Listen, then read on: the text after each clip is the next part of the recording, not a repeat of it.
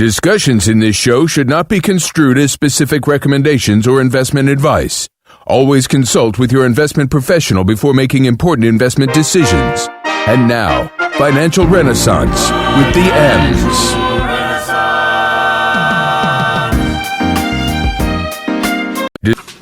Discussions in this show should not be construed as specific recommendations or investment advice. Always consult with your investment professional before making important investment decisions. And now, Financial Renaissance with the M's.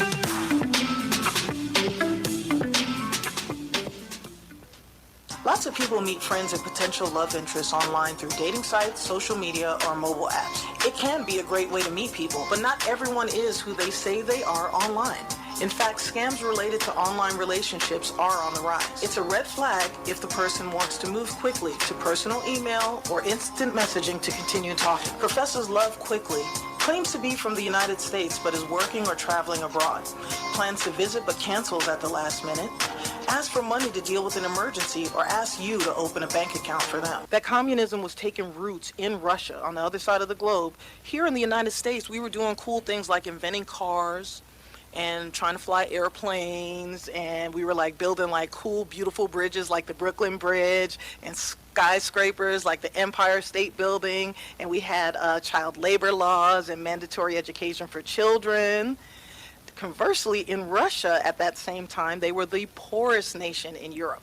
The majority of their people were so poor, many of them went to bed without food, and a lot of them were illiterate. So the Russian rebels who spread communism, they were known as the Bolsheviks, and their slogan was peace, bread, and land. That's crazy, right? So when our recollection of Russia, and I'm in my 50s, Russia wasn't Russia. It was called the Soviet Union. Russia changed lanes at a certain point, and they became known as the USSR. And I think some Bruce Springsteen or somebody has a song, Back in the USSR. You don't know, right? Oh, gosh. And so that you know, the USSR stands for United Soviet Socialist Republic. Okay, and they were no longer communists, they were now socialists, and not going to get into all of that, but you knew who they were because everybody has like gang signs. So the gang signs of the communists and socialists back in the day was a sickle and hammer or a red star. So if you saw it like on a political flag or a country flag, you kind of knew what they believed in, and you just wanted to kind of leave them alone a little bit. So again, when we're thinking about what we're talking about in our country, when we have a situation when the haves, the divide between the haves and the have-nots gets greater, and people don't have the basic dignity of being able to raise their children properly, feed their children properly, and feel proud that they're able to provide for their families, you get a little bit of a revolt, a little bit of a revolution and revolutionary ideas. It's not safe for our country to not look at income equality. Okay, we are in a situation now where we have to think about when is enough enough.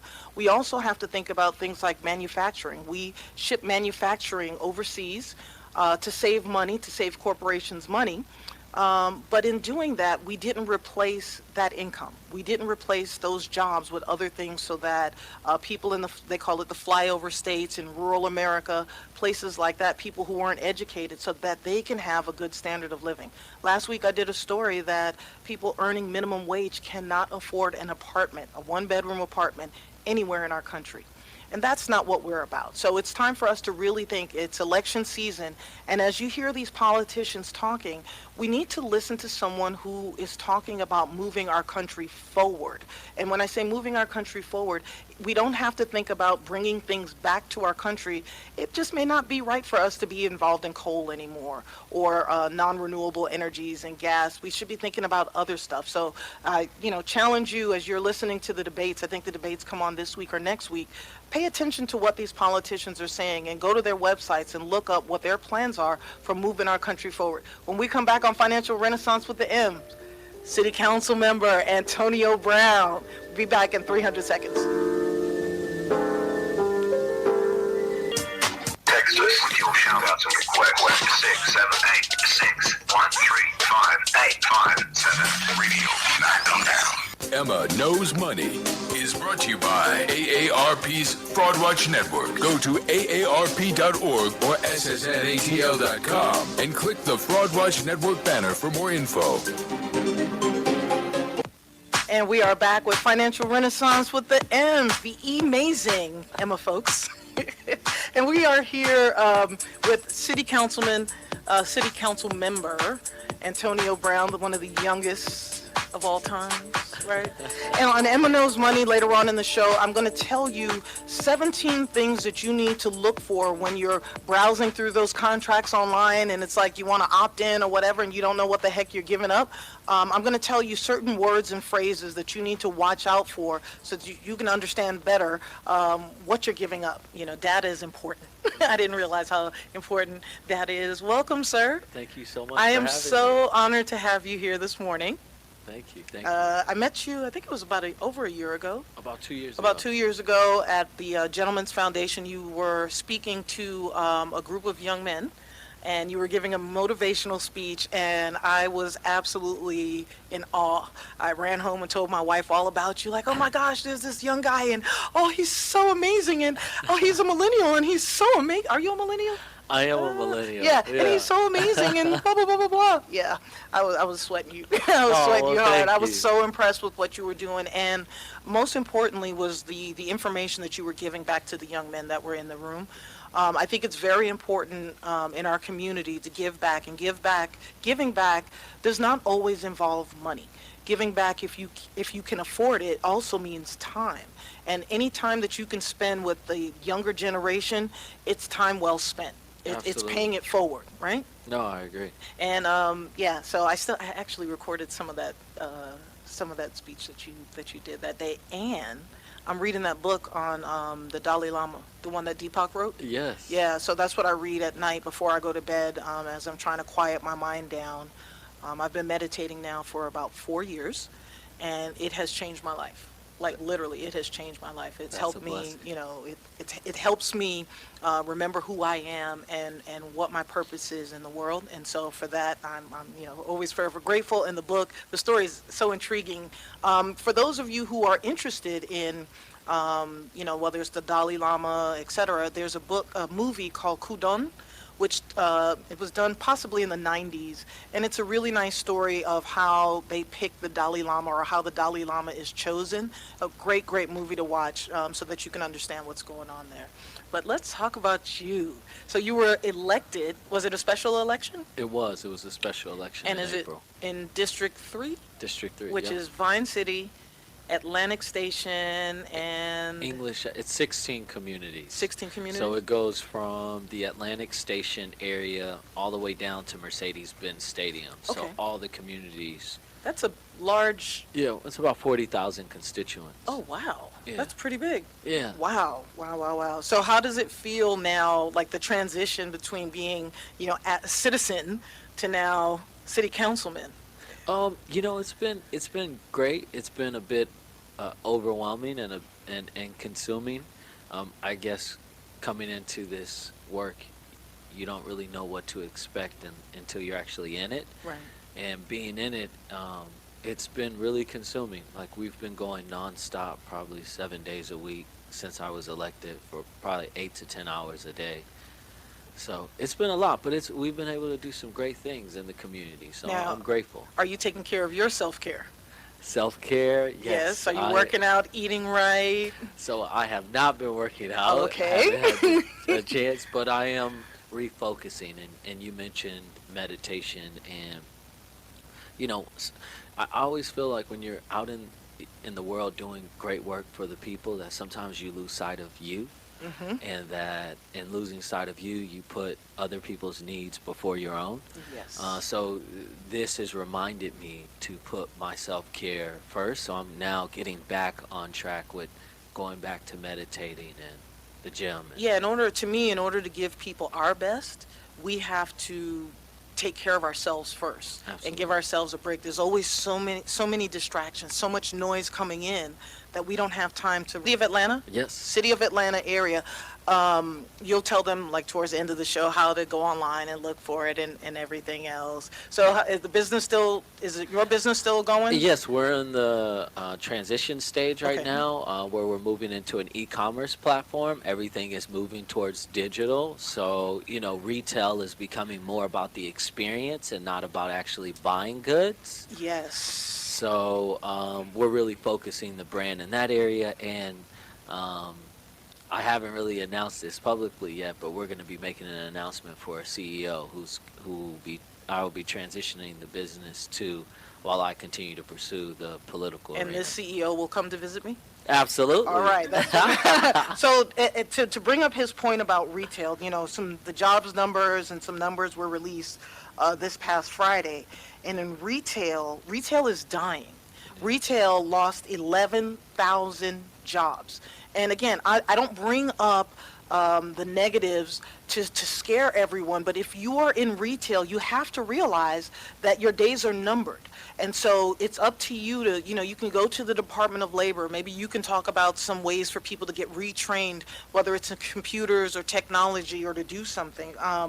We had in manufacturing, we lost 2,000 jobs, and I believe in construction, conversely, we gained 7,000, which was a plus. But, when we talk about the numbers of jobs that are going, non-farm payroll jobs, we thought we were going to do about 145,000 jobs for the month of September. We only did 136.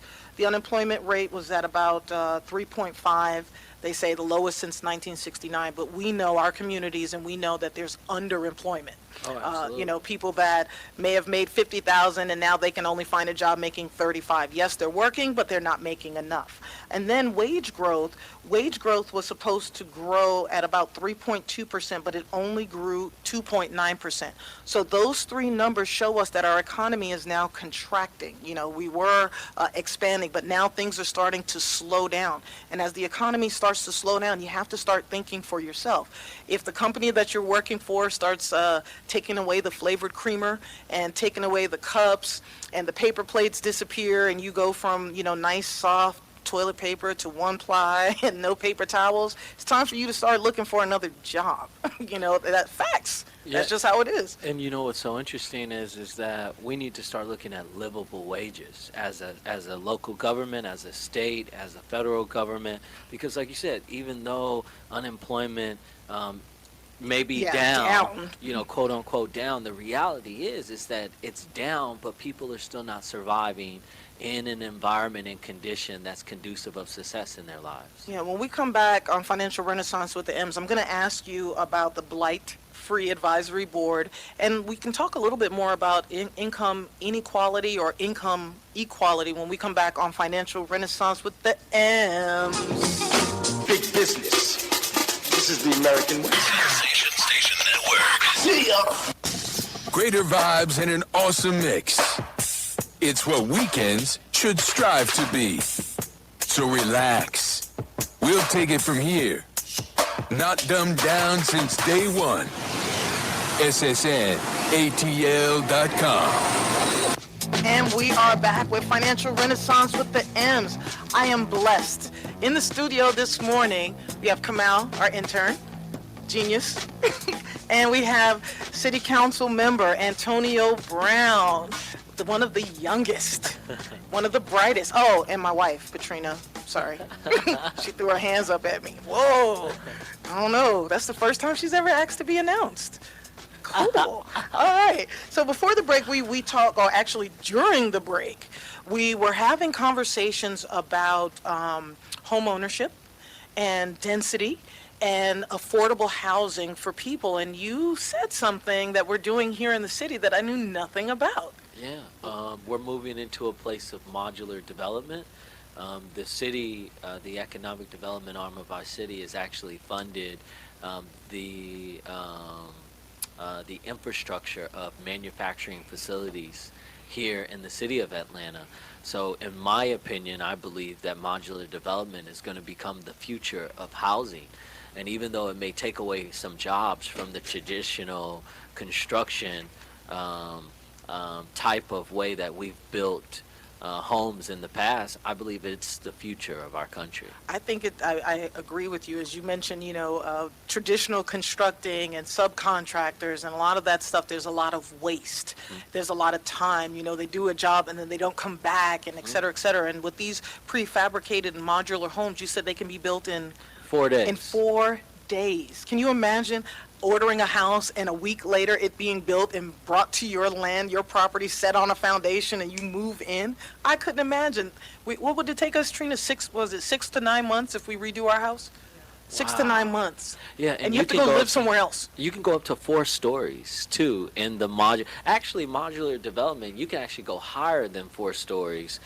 It just changes from a wood frame to a steel frame as you continue to go higher. But I'm telling you, it's the future of housing, and not only that, but it saves an individual so much money when they go that route as opposed to the traditional construction route. And we are all about saving money, especially when we are plagued with income inequality. For the last 40 years, wages have been stagnant. And to me, if something is stagnant, it's actually dropping.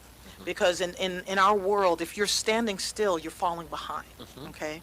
So wages have gone down, and people have to do a lot more. There's no more 40-hour work week for most adults. Okay? Most adults, and you yourself said, hey, I'm working 8 to 10 hours a day, 7 days a week, right? Yeah. And that's the norm. I don't think that that's a great plan. I know a lot of younger people, millennials, don't want to work those hours. They saw what happened to my generation. They don't want to do that. A lot of marriages broke up because of work and us not being there with our kids and things like that. And I think the younger generation saw that and they rejected, and I'm wholeheartedly okay with that. Tell us a little bit about your community engagement task force. So, one of the things I realized when campaigning was that majority of the folks in my district felt disenfranchised from the civic process within our city. And growing up Jehovah's Witness, I never really partook in the political process. I really wasn't in that environment. So I wasn't really set on Democrat, Republican, Independent. I didn't really understand like neighborhood associations or MPUs, just because I didn't vote. And What's an MPU? It's a neighborhood planning unit, and they're really here in the city of Atlanta. Maynard Jackson, one of our former mayors, he set up this system to be able to give community and residents a voice when it comes to what happens within our city government. Yeah. You know what would make me happy is to see more cops that reflect the neighborhoods that they're patrolling. Absolutely, and that's happening. Yeah, I think we went away from, and I don't want to say good old days because I don't believe in good old days. There's a certain portion of our country that they see the good old days, and for us it was it was something else. It was terror and horror. But I think that when the police are in a neighborhood and get to know people and walk the streets and say hi to people, one, it'll give that feeling of safety back. And then two, if you see Joe Knucklehead doing something silly, you take him home to his mom. I mean, boys are going to be boys, girls are going to be girls, kids are going to be kids, but the kids in our communities need to be given that chance to be kids and be knuckleheads like everybody else. And I think the police force has a lot to do with that. Yeah, we're doing more community policing, and part of the reason why I did the community engagement task force was because I wanted to be able to fund an opportunity to go back out into the community and build relationships with the residents, to educate them on their civic responsibility, to educate them on the neighborhood planning units and neighborhood associations, but also find out who's registered to vote, who's not registered to vote, who's a convicted felon that doesn't understand their rights, that they can get back to partake in the political process. That is so important.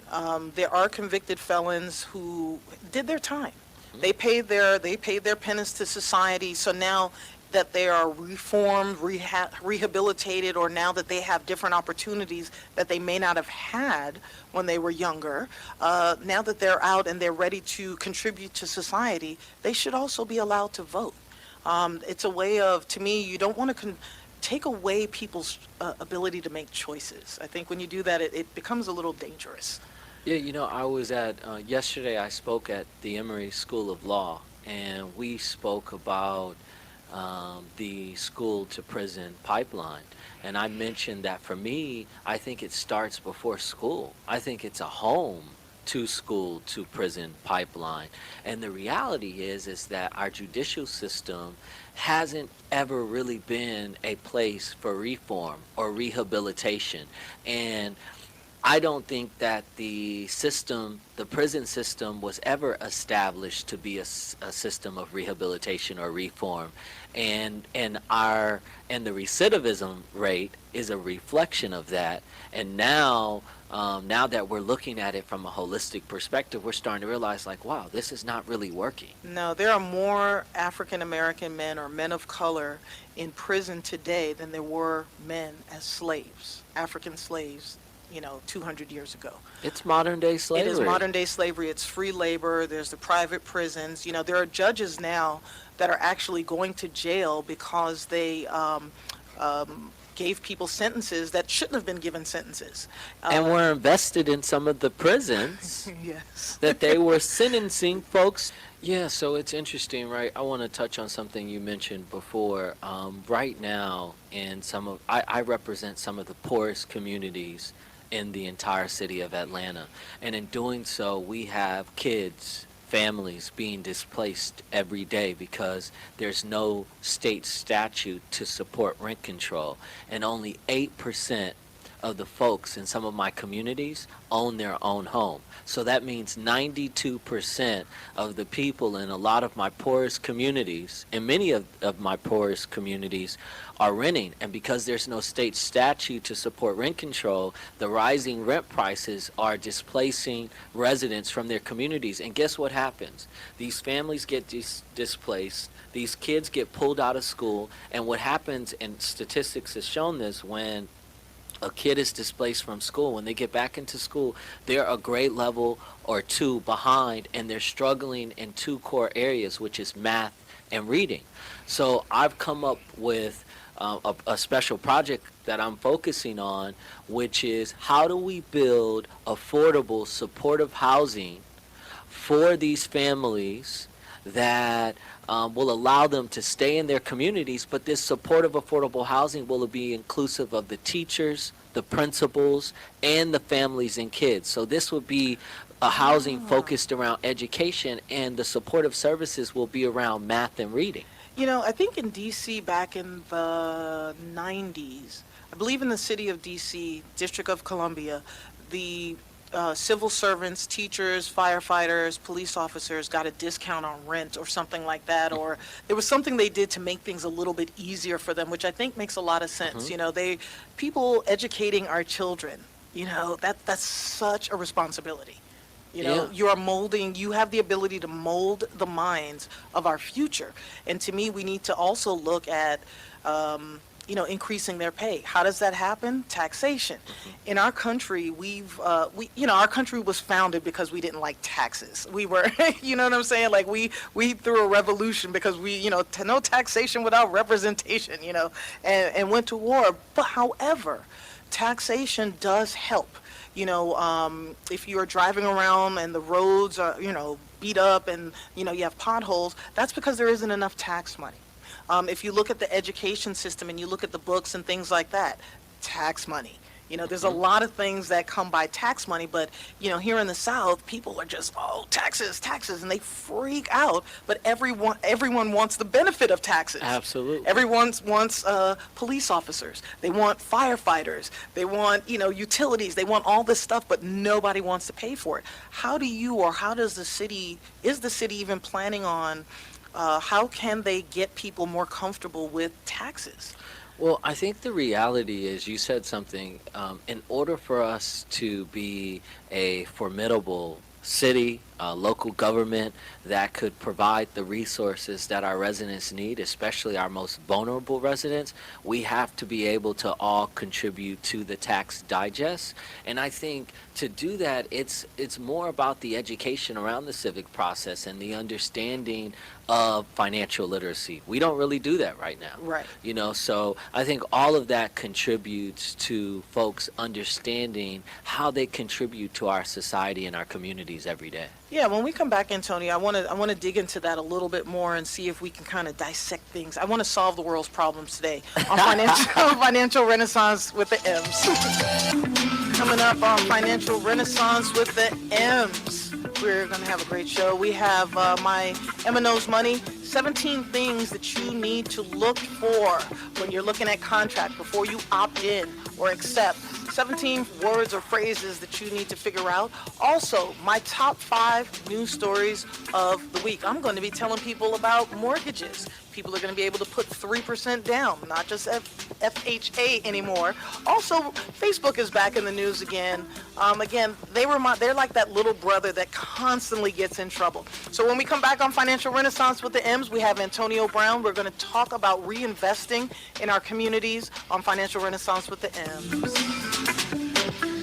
Text us with your shout-outs and requests to 678-613-5857. Review, knock them down. And we are back.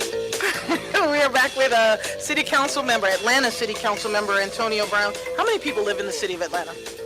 There's about close to 500,000 folks. With the new census, I think that's going to change. The census in 2020, because the last update was done in 2010.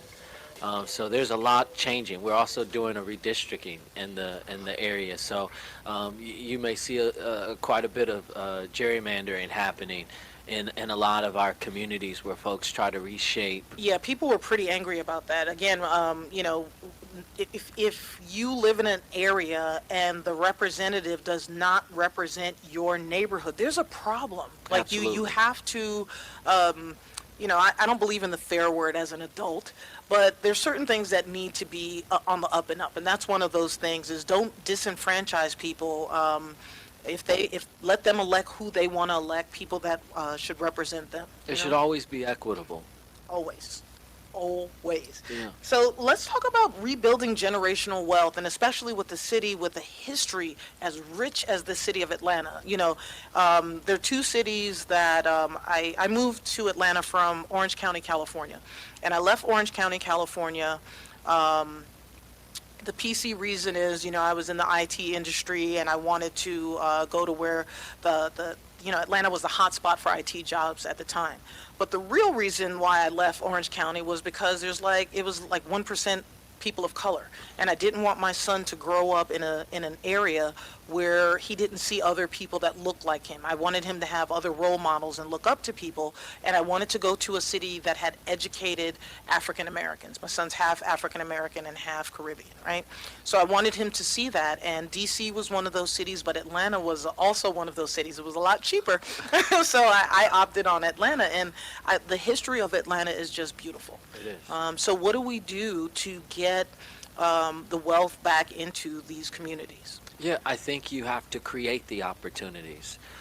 You have to start being mindful of the opportunities that we're bringing into the city and ensuring that they're a reflection of allowing residents, especially those that have been disenfranchised, that are underserved and underprivileged, the opportunity to rebuild generational wealth. And some of those ways that we're doing in District 3 specifically is we're looking at co-ops, right? We're looking at co-op grocery stores where residents can buy in by units, no matter what level you buy in at, right? Whether it's $1 or it's $1 million, you buy in by units. And the way that it works is that you then contribute to this overall system where a board is formed, and that board is a reflection of all the folks that have bought into the units of this co-op grocery store, and it provides a way for folks to start becoming vested in their community. So I need you to dumb this down for me a little bit, because when I think of co-op and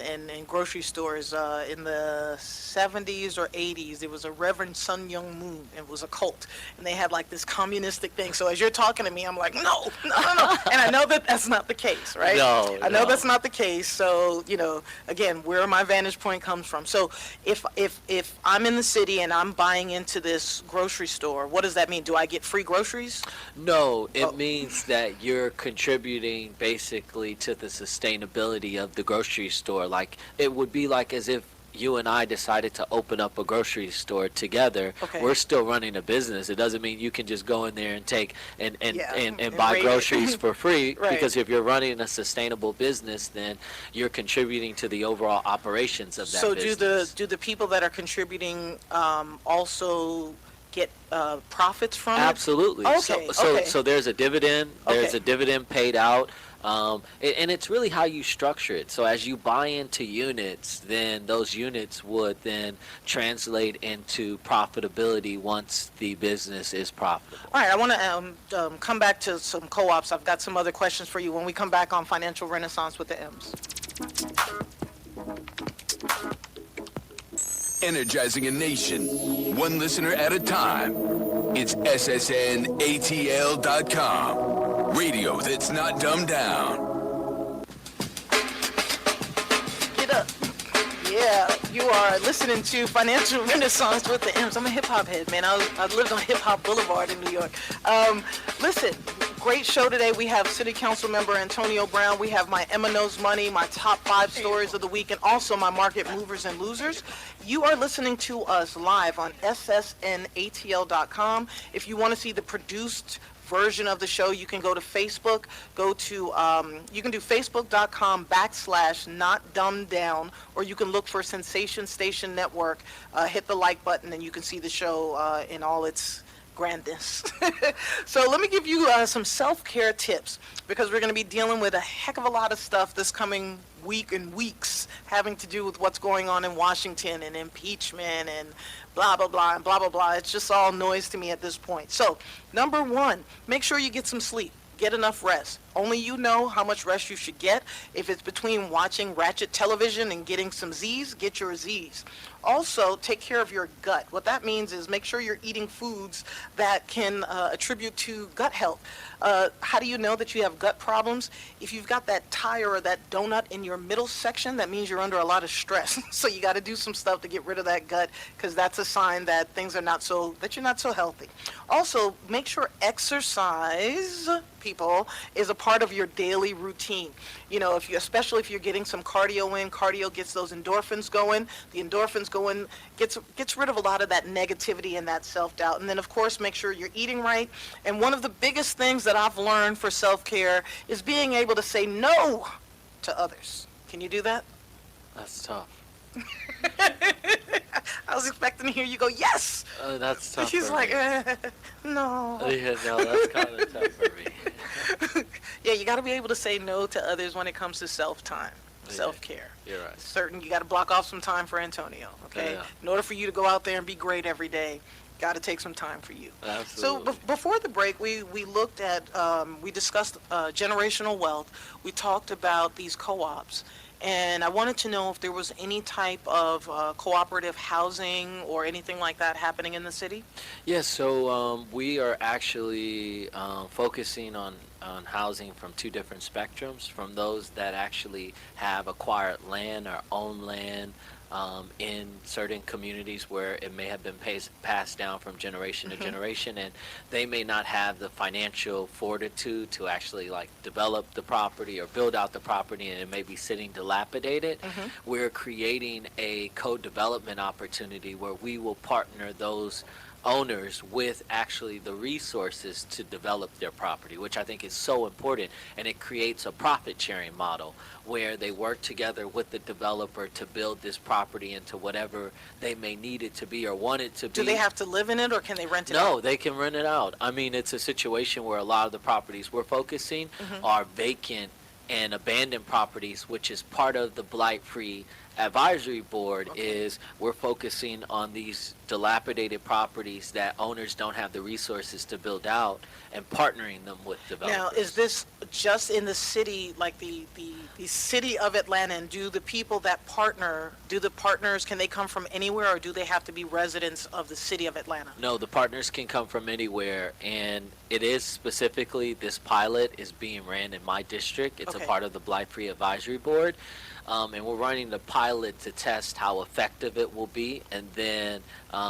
introduce it to some of the other districts. But when you talk about generational wealth, I just think it's so important that we continue to contribute to educating and also providing the necessary resources. And the education piece is understanding why it's so important to own a home as opposed to renting. And you said something on one of the breaks about now millennials or generations are not really, they don't want to be homeowners. Yeah, they don't want, they can't afford it. Yeah, and they Some of would them can't rather afford it. rent too, Yeah. because they don't see the value anymore in ownership. Right.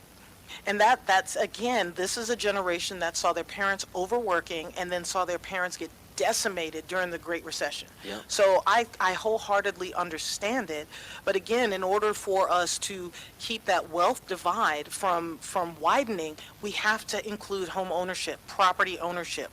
What do you think about slide with alcohol? And we can fix this.